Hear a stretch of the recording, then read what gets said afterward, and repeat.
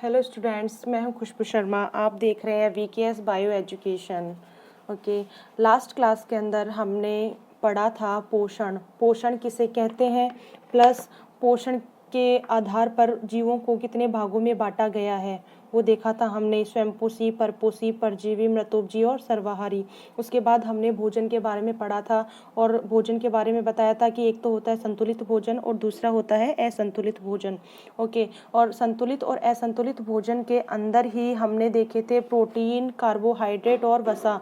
इनकी थोड़ी बहुत डिटेल हमने पहले पढ़ ली थी लास्ट क्लास के अंदर। ओके, आज हम शुरू करेंगे हमारा टॉपिक कुपोषण। टॉपिक का नाम है कुपोषण। इसका मतलब क्या हो गया, पोषण में किसी एक या अधिक तत्व की कमी हो तो उसे कुपोषण कहते हैं। कहने का मतलब ये आ गया कि भोजन के अंदर हम कार्बोहाइड्रेट भी लेते हैं, प्रोटीन भी लेते हैं, वसा भी लेते हैं, खनिज लवण भी लेते हैं, विटामिन भी लेते हैं। तो अगर इनमें से किसी भी एक तत्व की कमी हो जाती है भोजन में तो उसके द्वारा हम जो भोजन ग्रहण करते हैं उसमें उस तत्व की कमी हो जाती है। और पोषण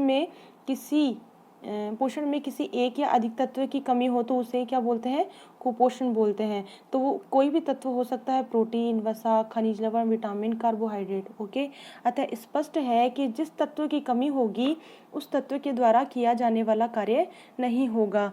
मतलब कहने का मतलब ये है कि कार्बोहाइड्रेट जो है वो हमारी बॉडी के अंदर एक पर्टिकुलर वर्क करता है, प्रोटीन एक पर्टिकुलर वर्क करता है, वसा एक पर्टिकुलर वर्क करती है, खनिज लवण जो है वो पर्टिकुलर वर्क करते हैं। तो जिस तत्व की भी कमी होगी उसके द्वारा किए जाने वाले कार्य प्रॉपर रूप से हमारी बॉडी नहीं कर पाएगी। तो इसी को ध्यान में रखते हुए सबसे पहले हम पढ़ते हैं विटामिन कुपोषण। कहने का मतलब ये है कि विटामिन जो है वो भोजन में सूक्ष्म मात्रिक भाग है। मतलब जो हम भोजन में डेली जो भोजन करते हैं, हमारी जो डाइट होती है उसके अंदर जो है हम बहुत कम मात्रा के अंदर जो है विटामिन ग्रहण करते हैं। लेकिन ये विटामिन जो है वो कार्य की दृष्टि से बहुत ही महत्वपूर्ण है। मतलब बॉडी के अंदर इनकी जो है वो बहुत कम रिक्वायरमेंट होती है, बहुत सूक्ष्म मात्रिक होते हैं, लेकिन कार्य की दृष्टि से जो है वो बहुत इम्पोर्टेंट है। और विटामिन जो है, अगर हमारी बॉडी में किसी भी विटामिन की कमी हो जाएगी तो उस विटामिन से संबंधित डिजीज़ जो है वो हमारी बॉडी पे अटैक कर देती है। तो इसके लिए हमें जो है विटामिन के बारे में, विटामिन्स के बारे में जो है पढ़ना पड़ेगा। अब विटामिन के लिए हम जो है पढ़ेंगे तो सबको पता है विटामिन्स कितने प्रकार के होते हैं, लेकिन विटामिन जब हम टॉपिक ही शुरू कर रहे हैं हमारा, तो हमको उसके बारे में बेसिक नॉलेज भी होनी चाहिए कि भी विटामिन है क्या, विटामिन क्या है, विटामिन की खोज कैसे हुई, विटामिन शब्द किसने दिया। ओके, और विटामिन जो है वो किस आधार पर डिवाइड किए गए हैं। तो सबसे पहले हम देखते हैं कि विटामिन शब्द जो है वो दो शब्दों से मिलकर बना हुआ है, वीटा प्लस अमाइन। वीटा का मतलब होता है लाइफ, अमाइन का मतलब होता है आवश्यक या इसेंशियल, इंग्लिश में बोलते हैं। तो विटामिन जो है वो क्या है, एक कार्बनिक पदार्थ है। और सूक्ष्म मात्रिक, मैंने बताया कि सूक्ष्म मात्रा की ही ज़रूरत बॉडी के अंदर जो है ये बहुत ही सूक्ष्म मात्रा के अंदर होते हैं, लेकिन सूक्ष्म मात्रा में है फिर भी अगर किसी विटामिन की कमी हो जाती है तो उससे संबंधित डिजीज़ जो है वो हमारी बॉडी पे अटैक करती है। ओके, तो विटामिन की खोज जो है वो लूनिन ने की थी 1881 के अंदर। विटामिन की कमी से सबसे पहले खोजी गई बीमारी बेरी रोग था। और ये बेरी रोग जो है विटामिन बी की कमी से हुआ था और इसकी खोज की गई थी। शरीर में कोई भी विटामिन की कमी हो जाती है जिससे शरीर में रोग के लक्षण दिखाई दे देते हैं। ये मैंने आपको बता दिया कि किसी भी विटामिन की कमी होगी, उस विटामिन से संबंधित डिजीज़ जो है वो हमारी बॉडी पे अटैक करती है और हम बीमार हो जाते हैं और वो डिजीज़ हमको परेशान करती है। ओके, तो विटामिन शब्द नाम किसने दिया। अब यहाँ तो हमने देखा विटामिन की खोज किसने की, ओके, वो तो की थी लूनिन ने, लेकिन विटामिन शब्द किसने दिया। विटामिन शब्द जो है वो साइंटिस्ट कौन थे, फुंक, उन साइंटिस्ट का नाम था फुंक। ओके, तो विटामिन जो है, अब विटामिन को हम डिवाइड करते हैं, एक तो आ जाएगा वसा में घुलनशील विटामिन और दूसरा आ जाएगा जल में घुलनशील विटामिन। ओके, वसा में घुलनशील विटामिन कौन कौन से हैं, vitamin A, vitamin D, vitamin E, vitamin के। और जल में घुलनशील विटामिन कौन से हैं, विटामिन सी और विटामिन बी। इसका मतलब ये क्या हो गया, इसका मतलब हो गया कि वसा में घुलनशील जो विटामिन है वो जल में घुलनशील नहीं है। इसका मतलब क्या हुआ कि ये विटामिन जो है वो जब हम मूत्र विसर्जन के द्वारा जो है वो शरीर से बाहर निकाले नहीं जाते हैं, और इनकी जो है कुछ मात्रा, बहुत सूक्ष्म मात्रा जो है वो हमारी बॉडी में स्टोर जो है वो हो सकती है। यानी मूत्र के साथ उत्सर्जन इन विटामिन का नहीं होता है, और वसा ऊतकों में इनका जो है कुछ भाग जो है कुछ मात्रा में ये जो है वो संचित रहते हैं। और इन विटामिन को जो है हमें प्रतिदिन ग्रहण करने की ज़रूरत नहीं होती है। प्रतिदिन ग्रहण करने की ज़रूरत क्यों नहीं होती है? वो इसलिए नहीं होती है क्योंकि इनकी सूक्ष्म मात्रा बॉडी के अंदर ग्रहण की जा सकती है। ओके, और सेकंड अब हम देखिए तो जल में घुलनशील विटामिन, नाम से ही पता चल रहा है जल में घुलनशील है, तो मूत्र विसर्जन के द्वारा क्या होता है, ये शरीर से बाहर त्याग दिए जाते हैं, और हमें डेली रूटीन के भोजन के अंदर हमें इनको लेना आवश्यक है। और इन विटामिन का संचय नहीं हो सकता है क्योंकि ये विटामिन जो है वो जल में घुलनशील है और मूत्र के द्वारा जो है शरीर से बाहर त्याग दिए जाते हैं। इसीलिए हम इसी आधार पर दो भागों में डिवाइड किया है, वसा में घुलनशील, सेकंड जल में घुलनशील। अब जो है देखते हैं कि कौन से विटामिन, एक छोटा सा नोट बताती हूँ कि कौन से विटामिन जो है हमारी बॉडी सेल्फ भी बना सकती है। देखिए विटामिन डी, विटामिन के और विटामिन B12 जो है हमारी बॉडी के अंदर जो है सेल्फ बन सकता है। मतलब हमको फूड प्रोडक्ट्स, हम खाना खाते हैं तो वो विटामिन जो है हमारी बॉडी के अंदर, ये विटामिन जो है वो सेल्फ जनरेट होते हैं। विटामिन डी के बारे में तो आपको पता ही है, विटामिन डी सूरज की रोशनी से, धूप से जो है हमको मिलता है। ओके, तो ये जो एक छोटा सा नोट था कि विटामिन डी, विटामिन के, विटामिन B12 से बॉडी में ही बनते हैं और बॉडी खुद इनको बनाती है। बाकी अदर्स जितने भी विटामिन्स हैं उन सब विटामिन्स को जो है हमें भोजन के अंदर लेना पड़ता है और भोजन ही उन विटामिन्स की पूर्ति करता है। ओके, अब देखिए आजकल जो है वो बेसिक सी बात एक छोटी सी हम देखें कि विटामिन B12 की जो है मोस्टली सभी लोगों के अंदर जो है विटामिन B12 की कमी आजकल देखी जा रही है काफ़ी। तो इसके अंदर क्या है कि जो नॉनवेज खाते हैं उनके लिए तो इस विटामिन B12 की जो है वो पूर्ति हो जाती है, लेकिन जो लोग वेज खाते हैं उनको मोस्टली इस विटामिन की जो है कमी हो जाती है। इसके लिए जिन लोगों के शरीर में विटामिन B12 की कमी बताता है डॉक्टर, उनको खाने में दूध, दही, मतलब दही के अंदर क्या पाए जाते हैं, गुड बैक्टीरिया होते हैं, और अगर हम ये जो दही खाते हैं, गुड बैक्टीरिया खाते हैं, तो विटामिन B12 जो है हमारी बॉडी सेल्फ ही बनाती है। जैसे मैंने बताया था कि विटामिन B12 जो है हमारी बॉडी बना सकता है। ओके, तो हम गुड बैक्टीरिया वाले जो फूड प्रोडक्ट्स हम खाएंगे तो हमारी बॉडी खुद ही विटामिन B12 बना लेगी। अब हम विटामिन्स के बारे में डिटेल में पढ़ते हैं कि कौन कौन से विटामिन्स होते हैं और विटामिन कितने प्रकार के हैं।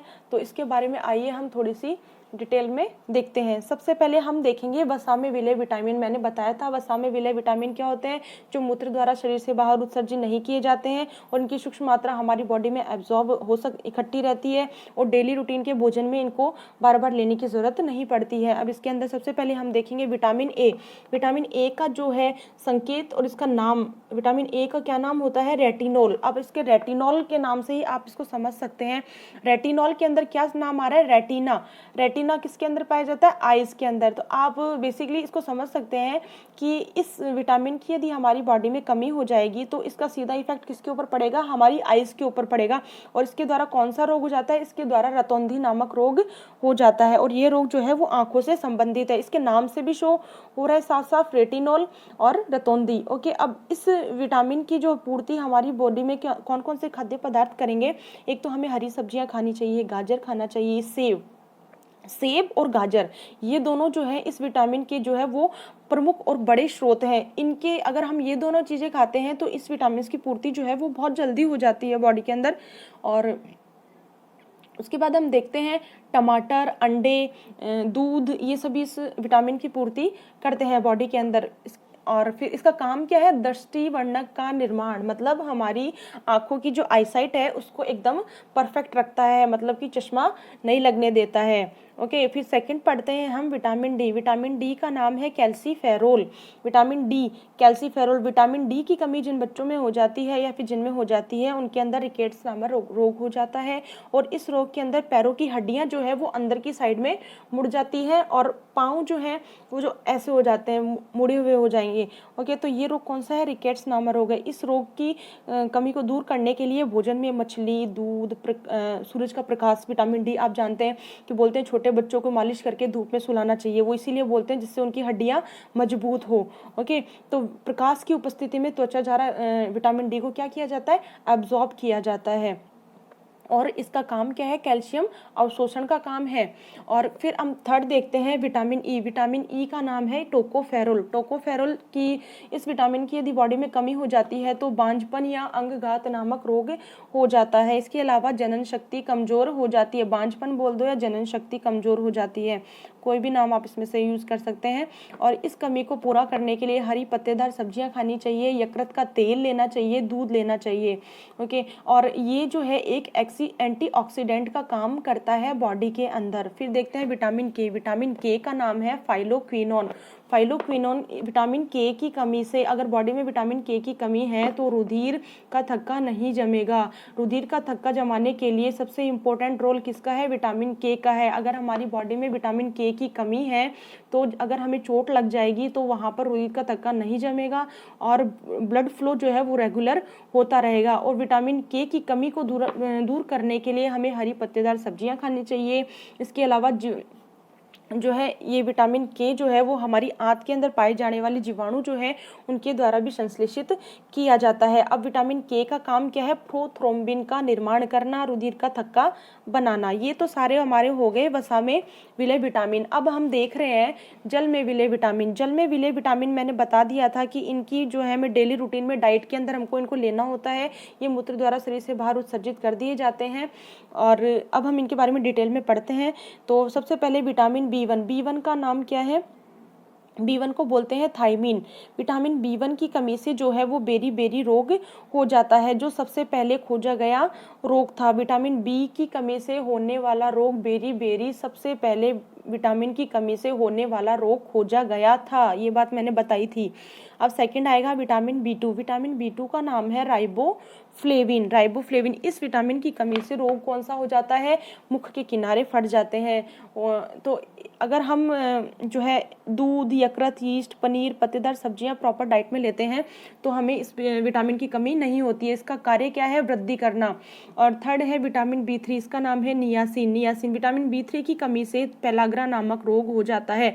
पेलाग्रा नामक रोग जो है वो त्वचा की कमी से, त्वचा के ऊपर होने वाला एक प्रकार का रोग है। इससे त्वचा के ऊपर खुजली, सूजन, परत जम जाना, डेड स्किन हो जाना, ये सब जो है इसके लक्षण हैं। और इसकी कमी को पूरा करने के लिए हमें अन्न, यकृत का तेल, यीस्ट आप जानते हैं यीस्ट किसे कहते हैं, बार बार यीस्ट का नाम आ रहा है। यीस्ट जो है वो सभी खमीर उठाई हुई जो है खाद्य पदार्थों के अंदर यीस्ट पाया जाता है। जैसे हम इडली बनाते हैं, सांभर बनाते हैं तो उसके अंदर क्या होता है, खमीर उठाया जाता है ना, तो उससे क्या बनता है, यीस्ट बनता है। तो ईस्ट से ही क्या होता है, वो अपनी प्रॉपर शेप में आते हैं, तो वो है ईस्ट। ओके, फिर उसके बाद में है B5। B5 का नाम है पेंटोथेनिक अम्ल। पेंटोथेनिक अम्ल B5 की कमी से होने वाला रोग है बर्निंग फिट सिंड्रोम रोग।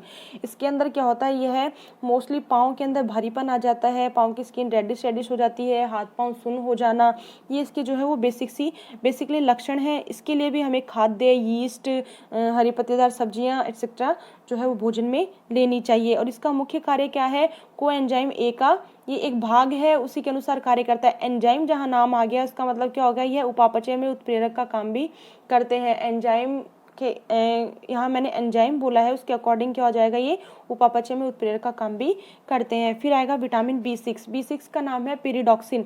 पिरिडॉक्सिन, इसके अंदर जो है इसकी कमी से होने वाला रोग है चर्म रोग, डर्मेटाइटिस।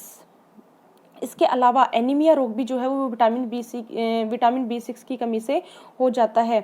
और इसकी पूर्ति करने के लिए हमें दूध, सब्जी, यकृत, फिश, आलू, फ्रूट्स एक्सेट्रा ये सब हमें भोजन में लेना चाहिए। मोस्टली इसके अंदर क्या है, जिस भोजन के अंदर कार्बोहाइड्रेट ज़्यादा है ना, वो फूड हमें ज़्यादा से ज़्यादा लेना चाहिए। और कार्बोहाइड्रेट जो है वो सर्वाधिक आलू में पाया जाता है, तो आलू तो हमें, अगर B6 की कमी है तो खूब आलू खाओ।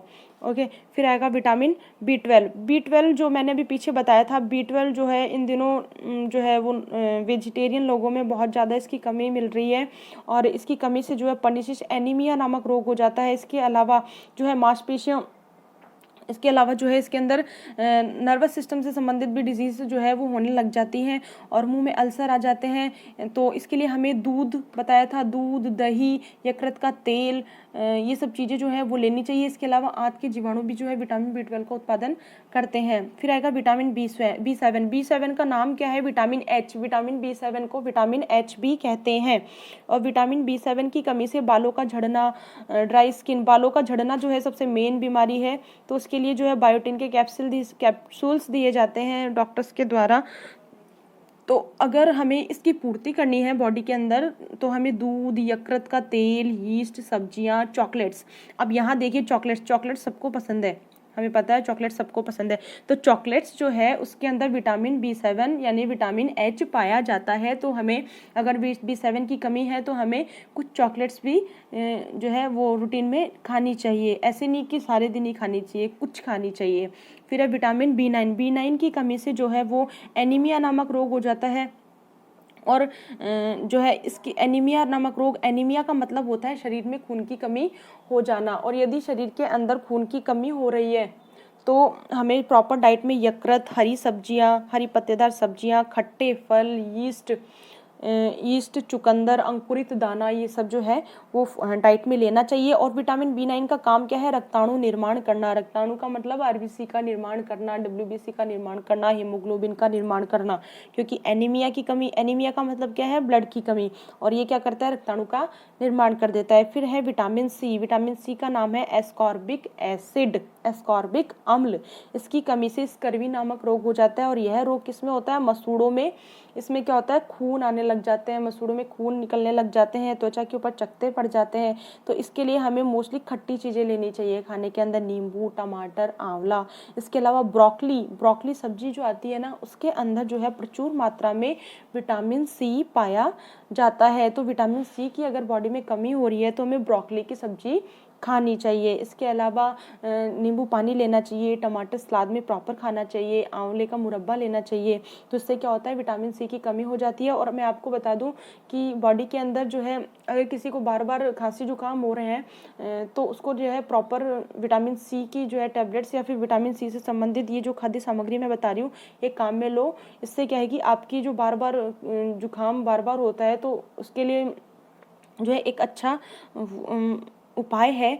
अगर आप विटामिन सी लेते हैं तो वो बार बार जुकाम आपको नहीं होगा। अब मैं आपको इसके लिए ट्रिक बता दूं तो एक छोटी सी ट्रिक है जिससे आप जो है इसको अच्छे से इजीली लर्न कर पाएंगे, इसके नेम्स को, मतलब कंफ्यूजन नहीं रहेगा। तो इसकी एक ट्रिक है रथ एक toffee. Vitamin A, vitamin B, vitamin C, vitamin D, vitamin A, E और के। तो विटामिन जो है इनके जो है नाम मैंने बताए थे आपको पीछे नाम, retinol, thiamine, ascorbic, calciferol, tocopherol और फिलोकेनॉन। तो इनके जो फर्स्ट लेटर रथ है, ए, के, टॉफी, रथ एक टॉफी। अगर आप ये याद कर लेते हैं और ये सीक्वेंस आपको पता ही है तो आप कंफ्यूज नहीं होंगे कि किसका क्या नाम है। तो आप एक बार ये जो है देख लीजिए, स्क्रीनशॉट ले लीजिए, जिससे आपको जो बार बार लर्न करने में जो है प्रॉब्लम ना हो। तो आप ये छोटी सी ट्रिक है ये यूज़ कर सकते हैं। अब बात हो गई हमारी विटामिन्स की। अब विटामिन्स के बाद जो है वो आएंगे प्रोटीन। हमने देखा था कि प्रोटीन कुपोषण, विटामिन कुपोषण और खनिज लवण कुपोषण, ये 3 हमको पढ़ने हैं बेसिकली। ओके, तो प्रोटीन जो है वो हमने पढ़ लिया। प्रोटीन कुपोषण, प्रोटीन की कमी से हमें कौन कौन सी डिजीज हो जाती है वो हम पढ़ चुके हैं। उसकी कमी को पूरा करने के लिए हमें खाने में क्या क्या लेना चाहिए वो हमने पढ़ लिया। अब हम पढ़ते हैं प्रोटीन। तो प्रोटीन कुपोषण पढ़ने से पहले जैसे मैंने उसमें बताया था कि विटामिन की हल्की सी डिटेल, हल्का सा जो है ज्ञान हमें होना चाहिए, बेसिक नॉलेज हमें होना चाहिए। तो ऐसे ही हम प्रोटीन का भी जो है वो हल्का सा बेसिक नॉलेज ले लेते हैं। तो प्रोटीन जो है, प्रोटीन की खोज किसने की? प्रोटीन की खोज जे बर्जीलियस ने की। ओके, तो अब प्रोटीन जो है, प्रोटीन में कौन कौन से तत्व होते हैं? प्रोटीन किन किन से मिलकर बना हुआ आता है? Carbon, hydrogen, oxygen, nitrogen. तो हम इसको ये भी बोल सकते हैं कि प्रोटीन क्या है? जटिल नाइट्रोजन युक्त कार्बनिक पदार्थ है। विटामिन भी कार्बनिक पदार्थ है और प्रोटीन भी क्या है? कार्बनिक पदार्थ है, जटिल नाइट्रोजन युक्त। इसमें CHO, मैंने आपको पिछली क्लास में बताया था कि वसा, कार्बोहाइड्रेट और प्रोटीन तीनों के अंदर कार्बन, हाइड्रोजन और ऑक्सीजन होता है। लेकिन प्रोटीन में एक एक्स्ट्रा मिनरल्स और होता है, उसका नाम है नाइट्रोजन। तो जटिल नाइट्रोजन युक्त कार्बनिक पदार्थ जो है वो क्या कहलाता है, प्रोटीन कहलाता है। अब प्रोटीन का जो काम मैंने बताया था, वसा और कार्बोहाइड्रेट जो है वो एनर्जी का मेन सोर्स है। और मैंने प्रोटीन के लिए भी बताया था कि प्रोटीन जो है वृद्धि, शरीर की मरम्मत, जैविक क्रियाओं में सहायक है, प्लस ऊर्जा का भी सोर्स है। ठीक है, अब हम देखें तो बेसिकली डाइट के अंदर हमें कितनी किलो कैलोरी ऊर्जा मिलती है, तो हम देखें तो 1 ग्राम प्रोटीन यदि हम लेते हैं डाइट में तो 4.1 कैलोरी ऊर्जा प्राप्त होती है। ये एक बेसिक सा क्वेश्चन है, काफ़ी बार आ जाता है कि 1 ग्राम प्रोटीन में कितनी कैलोरी ऊर्जा होती है। तो 1 ग्राम प्रोटीन में 4.1 कैलोरी ऊर्जा प्राप्त होती है। अब मानव शरीर का 15% भाग प्रोटीन का बना है। मानव शरीर की बॉडी के अंदर 100% में 100% में 15% पार्ट जो है वो किसका बना हुआ है, वो बना हुआ है प्रोटीन का बना हुआ है। ठीक है, अब प्रोटीन के अंदर देखिए तो प्रोटीन जो है वो 3 प्रकार की होती है, सरल प्रोटीन, संयुक्त प्रोटीन और व्युत्पन्न प्रोटीन। अब प्रोटीन किससे मिलकर बने थे, प्रोटीन जो है वो एक अमाइनो अम्ल से मिलकर क्या बनते हैं, प्रोटीन बनते हैं। 20 प्रकार के अमाइनो अम्ल होते हैं 20, और उनसे मिलकर क्या बनती है, प्रोटीन बनती है।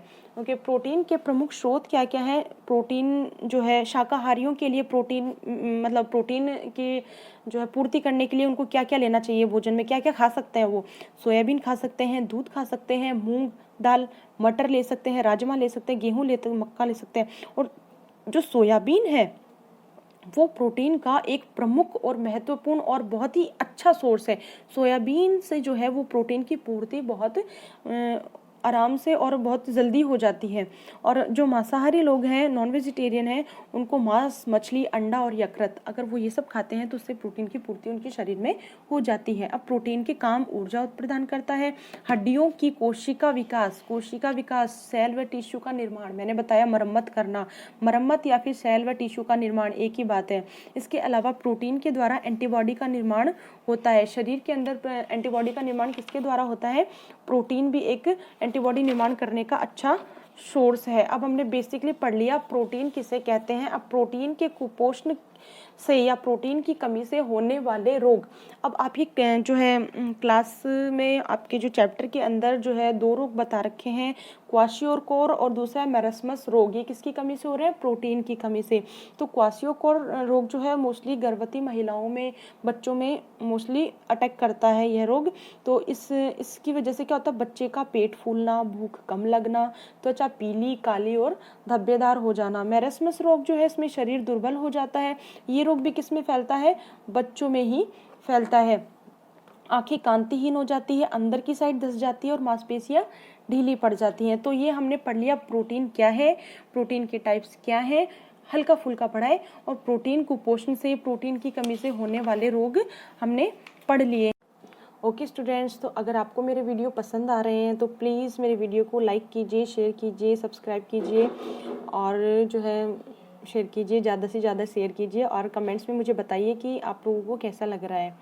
ओके, और अगर आपने मेरी फ़र्स्ट क्लास ज्वाइन नहीं की है, फ़र्स्ट क्लास जो अगर आपकी रह गई है तो मैं डिस्क्रिप्शन बॉक्स के अंदर लिंक डाल दूँगी, जिससे आप जो है वो फ़र्स्ट क्लास का वीडियो भी देख सकते हैं। इसके अलावा मैं नोट्स की पिक्स का भी जो है एक वीडियो पूरा डाल दूँगी, जिससे आपको जो है नोट्स भी प्रॉपर मिल जाएंगे।